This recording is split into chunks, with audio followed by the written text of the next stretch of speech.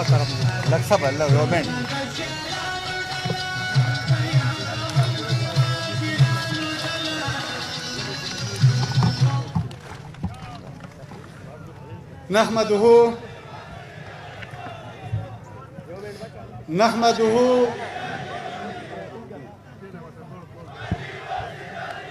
نحمده ونصلي على رسول الكريم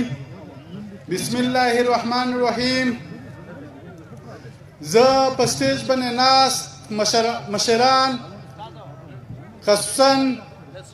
د پی ټی ایم محترم مشر منظور احمد پشتین ورسره د چرسدې د خاورې غیرتي ځوانان مشران د مختلفو سیمو نه راغلي هغه که مشران او که ځوانان دي ورسره زما ښي لاس ته چې کومې خویندې ناستې دي ټولو ته سلام نه پس ملګریو تاسو وینئ چې په دې خطه کې په دې میاشت کې ډېرې زیاتې تبدیلیانې راغلې. دا میاشت کې چې کومې تبدیلیانې په دې حواله سره چې یو ځل بیا پاکستان دا کوشش کوي چې هغه طالب هغه دهشتګرد واپس په دې خاوره باندې آباد کړي. بله په دې کې تاسو وینئ چې امریکې او طالبانو په قطر کې یوه معاهده وکړه. دا معاهده په ډېر وخت نه پس وشوه.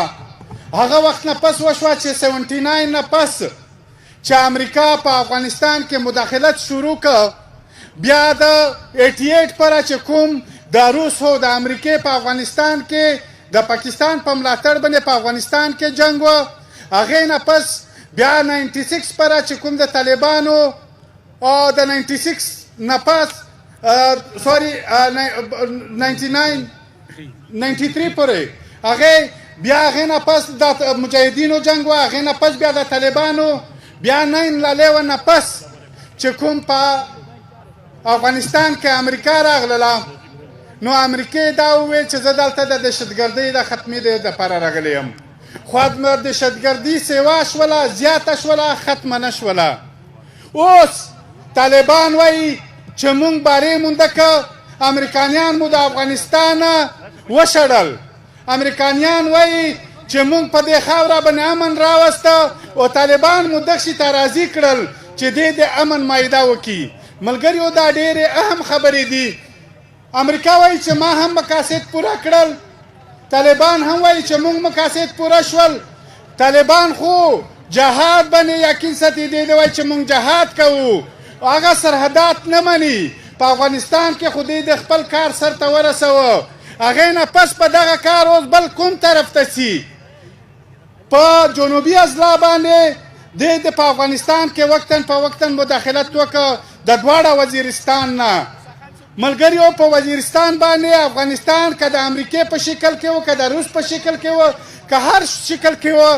افغانستان یې په باندې تباه کړ. دا یوه یاده وساتئ. د چرسادې د صوابې د مردان د نوخار د پېښور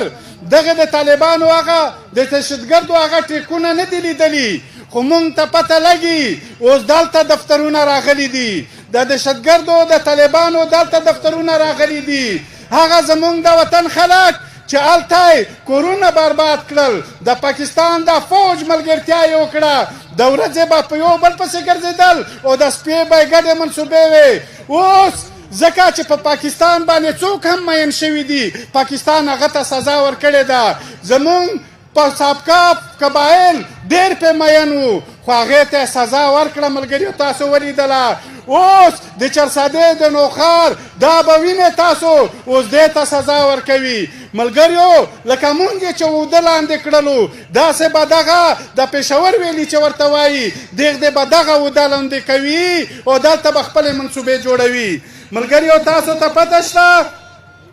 چې موږ دا وایو چې د افغانستان سره د آزاده توګه باندې کاروبار شروع شي. زمونږ په دغه خاوره چې کاروبار شروع شي موږ به لاهور ته خپله سرمایه نه وړو. موږ به کراچۍ ته خپله سرمایه نه وړو. زمونږ سرمایه به زمونږ په مورنۍ خاوره باندې لګي. نن تاسو ته پته شته چې دلته چې څوک دوه پیسې پیدا کوي په دې خاوره کې آبادولو ته نه ورکوي هغه درومي په پنجاب کې لګوي یا یې په کراچۍ کې لګوي دا د هغوی منصوبه ده بل هغه ملګري چې دی د کوم ملګري نیولي دي نن موږ سوالونه درته کوو په سټیجونه باندې دا وایو چې موږ سوال درته کوو چې پلانې را خلاص کا پلانې سره زیاتې مه کوه دغه وخت موږ په سترګو باندې وینو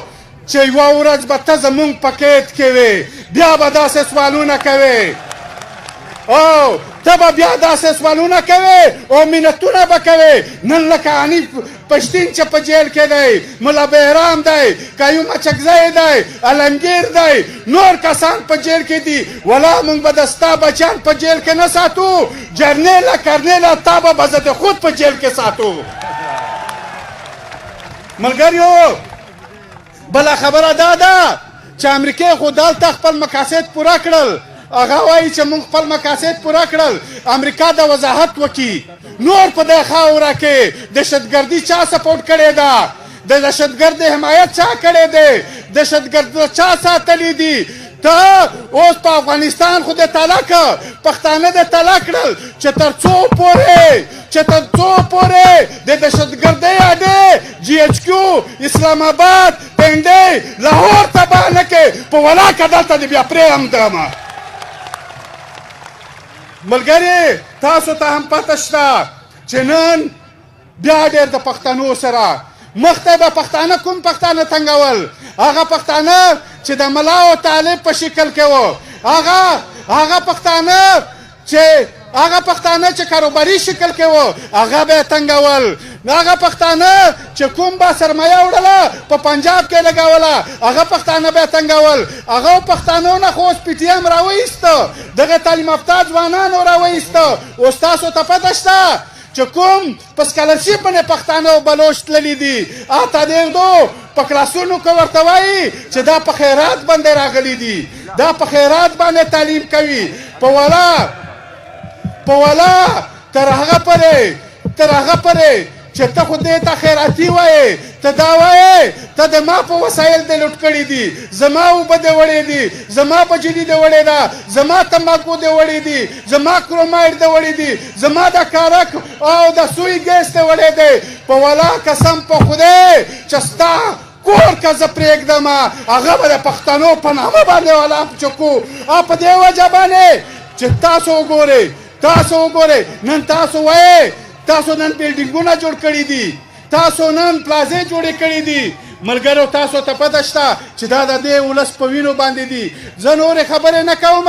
خو نن د چرسدې په مقام باندې چې موږ ولاړ یو دلته موږ د یووالي سوال کوو دلته موږ د اتحاد خبره کوو موږ د اتفاق خبره کوو ځکه چې که پښتانه په اتفاق نشي پښتانه په اتحاد نشي داسې به ورانیږو لکه اول یې چې افغانستان برباد که بیا یې فاټه برباده کړله بیا یې ورسره د نور جنوبي پښتونخوا کې کاروایانې شروع کړي دي ورسره یې دلته کاروایانې شروع کړي دي ملګریو دې ټولو ته تاسو د خپلې هغې خلکو پېژندګلي وکړئ چې د دې خاوره باندې ژاړي د دې خاورې دپاره وینه ورکوي د دې قام دپاره وینه ورکوي او دې ځوانانو د ساتلو او دغه بندې خوندې چې د خپلو بچیانو پسې ژاړي خپل بچیان تر اوسه پرې په زندانونو کې دي پته نه لګي چې ته مړ یې ته ورک یې ته په زندان کې یې ستا سره کوم سلوک کیږي ملګري دا یوه یاده وساتئ موږ د هغه دپاره راولټ شوي یو هغه وخت لرې نه دی چې تا خو ډیورلاین په تارونو باندې ساتلی دی تا خو ډیورلاین په فوجونو باندې ساتلی دی خو دا دواړو د لر او بر افغان به سره درومي او دغه ډیورلاین به د تا نه فوج بچ کي نه به تارونه بچ کي دا خلک به په خپله کې یو بل ته موټه سره ورکي نو ملګریو زه د تاسو ټولو ډېره شکریه ادا کوم او د تاسو ټولو ډېره مننه دا اخرنۍ جلسه وه د منظور پښتین د رهایۍ متعلق مخته به تاسو ته لایعمل خامخا درکړېږي پښتانه به دغسې چمتو تکړه ولاړ په اتفاق باندې نو انشاءالله تعالی لکه نن چې موږ چرسده ته راغلو د خپلو ژړا او فریاد هم د کوم وکړه دغسې به نور وطن ته درومو د تاسو ټولو ډېره مننه مهرباني شاباش بل تر څو چنډا راوړي او زموږ لخوا لاس